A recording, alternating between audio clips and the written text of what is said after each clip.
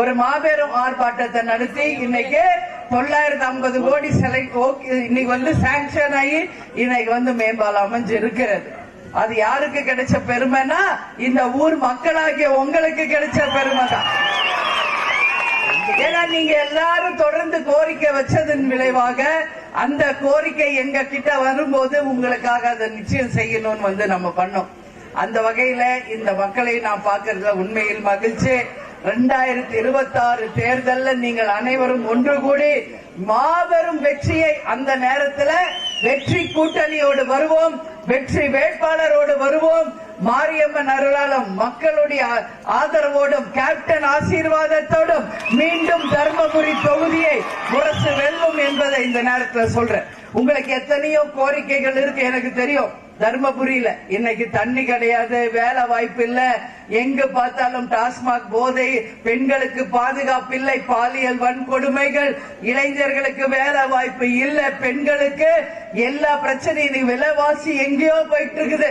இன்னைக்கு ஒரு பவுன் நம்ம வாங்கணும்னா 1 லட்சம் ரூபாய். இன்னைக்கு கனவுல கூட யாரும் நினைச்சு பார்க்காத அளவு போயிட்டு இருக்கு. தாய்க்குலங்களே நீங்க யாரும் பயப்படாதீங்க. அந்த பொன் அப்படிங்கிறது அது ஒரு மெட்டல், அது ஒரு உலகம், சரிங்களா?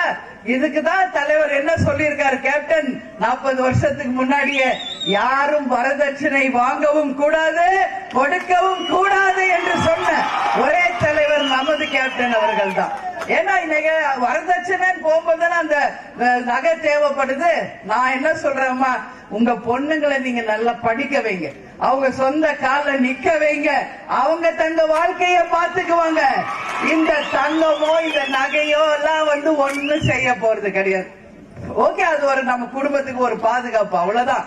ஏதோ ஒரு ஆத்திர அவசரம்னா போய் அடமானம் வைப்போம், ஒரு காசு வேணும் அப்படின்றதுக்கு தான் அந்த கோல்டு. அதனால பட் இன்னைக்கு அது எங்கேயோ போயிட்டு இருக்குது. நிச்சயம் அது இனிமே நம்ம பெண்களுக்கு நம்ம நாட்டுக்கு அது உகந்தது இல்ல. அதுக்காக நீங்க பயப்படாதீங்க. எல்லா விலைவாசியும் கண்ணாபின்னான்னு போயிட்டு இருக்கிறது. அதனால எல்லாருமே படிங்க.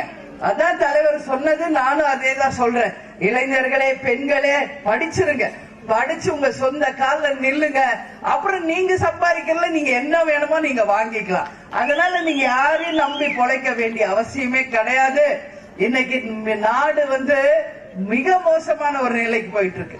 பாத்தீங்கல்ல, கரூர்ல இந்த மாதிரி போய் பார்த்த மக்கள் 41 பேர் நம்ம இழந்திருக்கோம். இன்னைக்கு அப்பாவி உயிர்கள் எல்லாருமே அவர் விஜய பார்க்கணும்னு போய் எல்லா சின்ன குழந்தையில இருந்து எல்லாரும் இறந்து போயிட்டாங்க.